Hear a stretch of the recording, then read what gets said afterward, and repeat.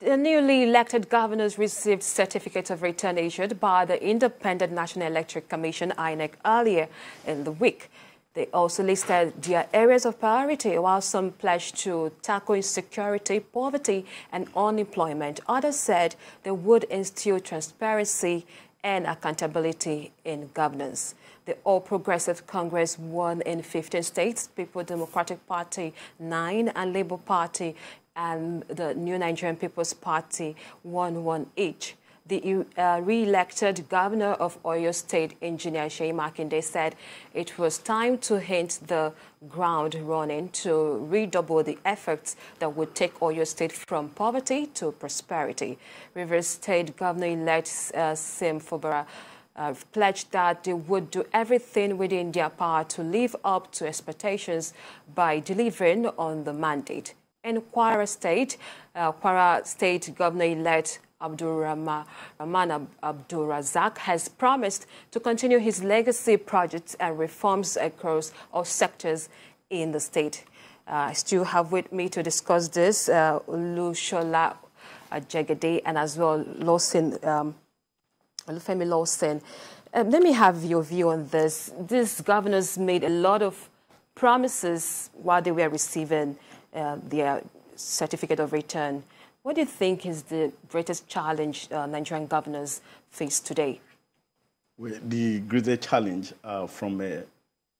coming from what we've seen generally in Nigeria has been about employment, insecurity. And now that we have new governors on board, and we have also noticed that there is a kind of a constitutional amendment also ongoing that the President Buhari has recently signed about the 16th constitutional amendment. And that laws will empower some states in some areas, especially on power generations. And the constitutional amendment recently signed by the President has allowed that. We hope that with the new incoming governors in different states, there are now more grants for them to cover their areas of development. Because if the development is ongoing, if the works of the government is going on a very serious level, the power has been generated, the jobs are going to be created automatically. Although it's not a direct job of any government to even be creating jobs. They are supposed to be creating jobs, enabling environment for businesses, for everybody to be able to create business. And we have seen the issue of a credit problem in Nigeria. There are a lot of Nigerians with small business ideas. They don't even have credit to push through those businesses. Most banks are not giving loans as it is today in Nigeria. And a lot of the Western economies that all of us want to join, easily, their economies are always very good because a lot of them, they have easier model to kickstart business, to access credit and all that. All those were lacking in Nigeria. A lot of people with brilliant ideas, they have been kept to the same place because there's no way to fund those projects. We hope that the governors, they can be able to cooperate with the, of course, with the incoming president as well, and to see what they can do in their own domain to improve security, to build more infrastructures. When all those things are being done, more jobs are going to be created in the society, and that should be the focus of some of these governors that have been issued the certificate of return in my mind. All right, let me come to you, Olufemi Lawson.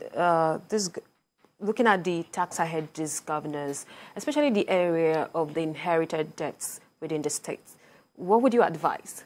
Well, a lot of those governors are inheriting those debts from themselves or their predecessors from their political party. And that is why it is often important that we take this responsibility and our expectations away from these individuals who have been elected to, making it a burden of responsibility for the political parties who they represent. You see, it is so unfortunate that a lot of times we look at these governors as being alpha and omega.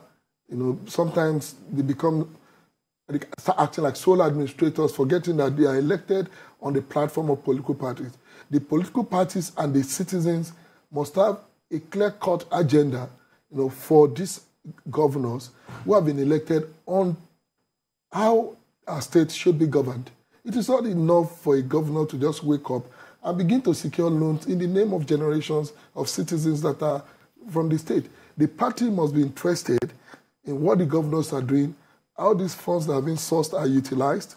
The citizens must also be interested. It is not enough for us to sit back and begin to wait for the end of these administrations and begin to hear these humongous amounts of monies that have been taken as loan by. So we must begin to look at not only repaying debts, as state governors or administrators of the various states. One of the ways out of this is to improve the productivity of these states.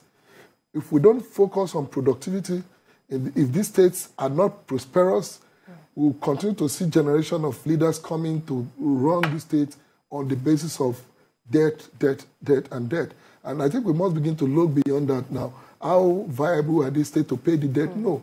How viable are these states to begin to generate wealth, to make sure that we are not debtor states like we currently have all over the country today? All right, I've been speaking with Olushola Jegede, lawyer, and Olufemi Lawson, Executive Director, Center for Public Accountability.